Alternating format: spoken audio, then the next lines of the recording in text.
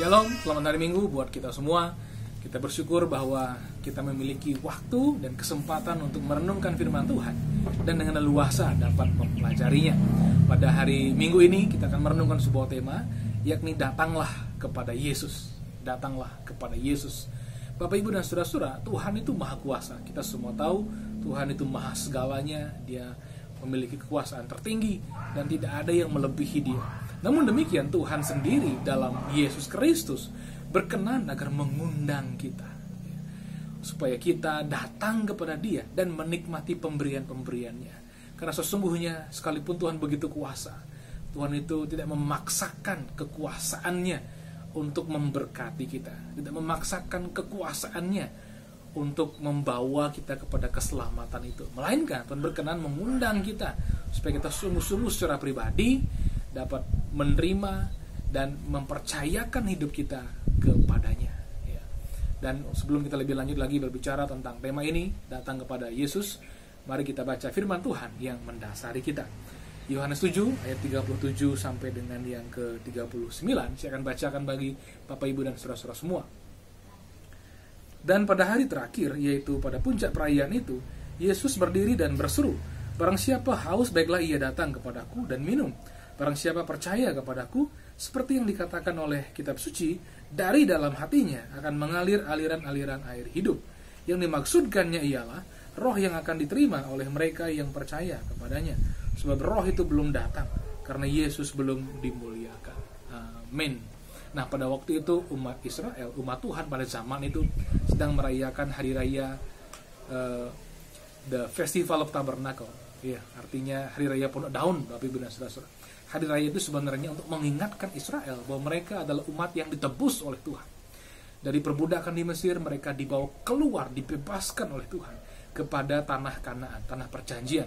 Namun demikian, dari Mesir sampai ke tanah Kanaan ada jarak dan waktu yang terbentang.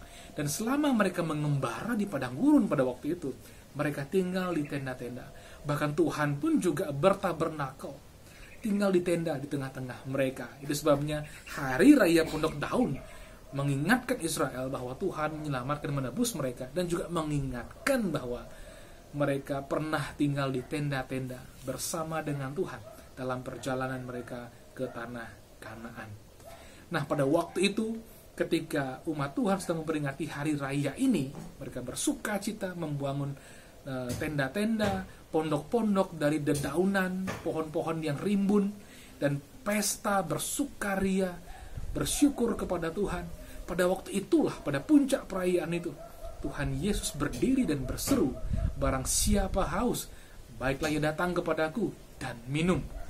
Barang siapa haus, baiklah ia datang kepadaku dan minum. Apa maksud Tuhan Yesus sebenarnya? Kalau kita renungkan pada waktu itu, makanan berlimpah, minuman pun juga berlimpah. Mengapa harus datang kepada Yesus dan minum? Tentu dalam hal ini yang dimaksud Yesus adalah bukan kehausan jasmani. Karena kehausan jasmani mereka sebenarnya sama sekali tidak. Ada air, bahkan juga ada anggur pada waktu itu. Mereka bersukaria, mereka berpesta dalam hari raya itu. Namun demikian, Tuhan melihat realitas bukan hanya secara jasmani. Tuhan melihat keberadaan kita sebagai manusia juga dalam keberadaan batiniah dan secara rohani. Sebabnya Tuhan menawarkan sesuatu yang tidak dimiliki umat Tuhan atau banyak orang pada waktu itu, yakni kepuasan yang sesungguhnya. Dan Tuhan berkata, "Barang siapa haus, hendaklah ia datang kepadaku dan minum." Datang kepada Yesus dan minum. Nah, bagaimana maksudnya datang kepada Yesus? Bukankah Yesus pun juga ada di hadapan mereka pada waktu itu? Jaraknya tidak jauh kok. Yesus di tengah-tengah mereka. Apa maksudnya datang kepadaku dan minum? Rasul Yohanes sendiri memberikan kita pengertian bahwa datang kepada Yesus dalam hal ini berarti datang dengan iman. Siapapun yang pernah bertemu dengan Yesus secara fisik, melihat Yesus, mendengar Dia secara fisik, menyentuh Dia, pada akhirnya semua sudah datang kepada Yesus dengan iman. Karena pertemuan dengan Yesus sifatnya jasmani tidak membawa kepada keselamatan. Keselamatan diberikan oleh Tuhan dari dulu sampai sekarang, tetap dan terus hanya melalui iman. Ini juga membuat kita terhibur sebenarnya. Kadang-kadang sebagai manusia kita berpikir seperti ini. Para rasul begitu beruntung. Orang-orang pada zaman itu begitu beruntung. Mereka melihat Yesus secara fisik. memandang dia muka dengan muka, mendengar dia, menyentuh dia. Tapi ketahuilah, sekalipun hari ini kita tidak melihat Yesus secara jasmani, kita pun juga dapat datang kepada dengan iman. Mereka pun juga yang telah melihat Yesus secara fisik harus datang juga kepada Yesus dengan iman. Ini kuncinya, datang dengan iman. Nah, ketika seseorang datang kepada Yesus, bagaimana? Ikutilah Yesus, langkah demi langkah pewahyuan yang diberikan. Karena ketika itu yang Tuhan maksudkan dengan datang dan minum adalah datanglah, ikuti dia sampai akhirnya air hidup itu betul-betul diwahyukan. Roh Kudus itu yang digambarkan seperti air hidup itu dinyatakan dan diberikan kepada umat Tuhan. Ketika Tuhan berseru, tentu responnya beragam. Ada yang percaya, ada yang tidak percaya, ada yang terima, ada yang tidak terima, ada yang merespon, ada yang tidak merespon. Dan ajaibnya justru orang-orang yang paling religius, yang sangat tidak respon dengan undangan Yesus. Tapi mereka yang orang-orang biasa, orang-orang yang katakanlah tidak memiliki posisi secara kedudukan sebagai rohaniawan, orang-orang seperti itulah yang menyambut undangan dari Tuhan Yesus. Undangan dari Tuhan Yesus itu sebenarnya diterima oleh siapapun yang mau menerimanya. Dan berbahagia orang yang mau menerimanya. Kita sendiri sebagai orang percaya yang sudah menerimanya, kita boleh berbahagia. Apa sebabnya kita boleh berbahagia? Karena ketika kita datang kepada Yesus, Yesus menerima kita dan dia membawa kita kepada puncak pewahyuannya. Puncak dari pewahyuan tentang air hidup, air yang mengalir ini adalah pemberian daripada Roh Kudus. Kita yang hidup pada zaman ini telah menerima, telah mendapat pewahyuan itu sampai tuntas, katakanlah begitu. Dan yang penting bagi kita hari ini adalah orang-orang percaya, bagaimana kita betul-betul membiarkan air hidup itu mengalir. Semua orang yang menerima Yesus sebagai Tuhan dan Juru Selamatnya punya air hidup itu dalam diri mereka. Tapi apakah betul-betul air hidup itu mengalir ke dalam seluruh area kehidupan mereka? Sebuah pertanyaan besar. Dan saya berdoa supaya kita betul-betul membuka diri kita untuk dialiri oleh aliran-aliran air kehidupan. Coba kita renungkan ya. Jangankan air hidup, air jasmani saja mengalir dalam diri kita. Kita menikmati kesegaran dan kehidupan. Coba ingat-ingat Bapak Ibu dan saudara-saudara, kapan kita terakhir kali mandi? Tadi pagi barangkali. Ketika kita mandi tadi gitu ya, atau terakhir kali kita mandi, kita masih ingat apa yang kita rasakan. Ketika kita merasa lelah, kita mandi, kita disegarkan. Ketika kita merasa agak malas-malasan, pas kita atau ketika kita kena air, kita mandi, kita merasa bersemangat kembali. Ketika kita merasa agak kurang bersih, kurang leluasa menikmati sesuatu yang baru, kita mandi, kita disegarkan. Pas kita merasa kurang pede ketemu orang karena kita merasa agak kotor, bau dan lain sebagainya, ketika kita sudah mandi, kita merasa pede, ya. Demikian juga hal yang semacam itu terjadi secara rohani. Ketika kita dibasuh dengan air, ketika kita mandi, ketika kita membasuh diri kita, ada semangat yang baru, kekuatan yang baru, ada confidence ya untuk bertemu dengan orang-orang, dan confidence juga untuk menerima sesuatu yang baru, baju baru ya, dan lain sebagainya. Demikian juga terjadi hal secara rohani. Kita menjadi lebih segar lagi menerima pemberian-pemberian Tuhan. Apa itu? Aliran-aliran air hidup itu mendorong kita di seluruh area kehidupan membuka diri kepada Tuhan. Saya berdoa dalam nama Yesus supaya kita betul-betul menyadari hal ini. Bagaimana praktisnya? Praktisnya adalah hiduplah dalam iman yang penuh. Ya. Jangan hanya beriman dalam satu area, tapi segala area kehidupan. Ingatlah, Tuhan itu peduli kok dengan hal-hal kecil dalam kehidupan kita. Beberapa orang berpikir Tuhan hanya peduli dengan hal-hal besar. Tapi seluruh kehidupan kita Tuhan peduli. Bahkan rambut kepala kita saja Tuhan hitung kok jumlahnya. Ada nggak di sini yang pernah menghitung rambut kepalanya? Saya yakin nggak pernah. Sekalipun rambutnya tinggal sedikit, nggak pernah dihitung juga. Apalagi banyak, malas menghitung. Tapi Tuhan, Bapa kita di surga, menghitung rambut kepala kita sebagai bukti nyata bahwa Dia betul-betul memedulikan kita sampai hal-hal yang paling kecil sekalipun. Yang penting adalah kita jangan menyumat aliran air itu. Aliran air hidup, Roh Kudus, kehidupan itu sendiri yang mengalir ke seluruh kehidupan dan areanya. Kita izinkan mengalir. Ya, kita hidup dalam iman yang penuh. Dan disitulah kita akan menikmati sebuah rasa cukup, rasa puas yang sejati dalam kehidupan ini. Seorang wanita di Samaria, sudah semua tahu ceritanya, bertemu dengan Tuhan Yesus di sumur. Tuhan berkata kepada dia begini, jika engkau meminta kepada aku akan memberikan kepadamu air hidup. Gitu. Kenapa Tuhan berkata soal air yang hidup, yang membuat kehausan dia hilang? Dia berbicara tentang kepuasan yang sesungguhnya. Seperti yang kita ketahui, wanita itu mengalami banyak kesulitan. Dia sudah 5 kali bersuami, tidak juga mengalami kepuasan hidup. Dan yang terakhir bukan suaminya, tidak juga mengalami kepuasan hidup. Tapi Tuhan Yesus menawarkan dia air hidup. Dan ketika dia sadar Yesus Sang Mesias Juru Selamat memiliki kuasa atas air hidup itu, yakni memberikan rohnya, roh Allah itu sendiri, maka perempuan itu berubah. Dia bersukacita. Tadinya dia malu, gak mau ketemu orang, dia takut, dia merasa sangat bersalah secara sosial dan lain sebagainya, menghukum dirinya secara sosial juga. Tapi apa yang terjadi?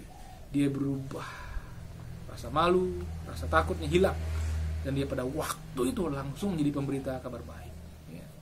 Saya percaya ketika kita betul-betul memberi diri kita dialiri aliran-aliran air hidup itu, maka sesungguhnya hidup kita akan diubah oleh Tuhan, dan kita akhirnya menjadi pemberita kabar baik itu juga. Apa sebabnya?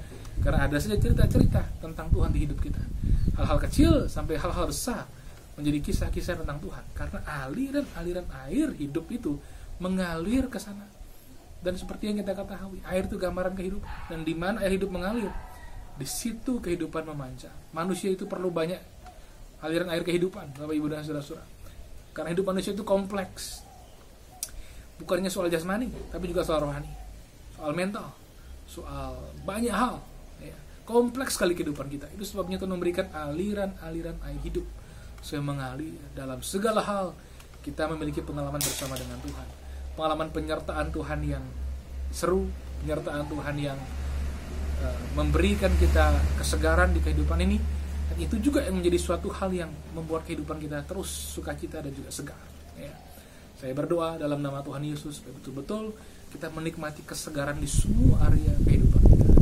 Karena Tuhan memberikan bukan satu aliran, bukan 2 aliran air kehidupan, bukan 3, tapi aliran-aliran air kehidupan sebanyak area kehidupan kita masing-masing. Karena Tuhan mengetahui kita semua memiliki pengalaman, memiliki tantangan, pergumulan yang berbeda-beda.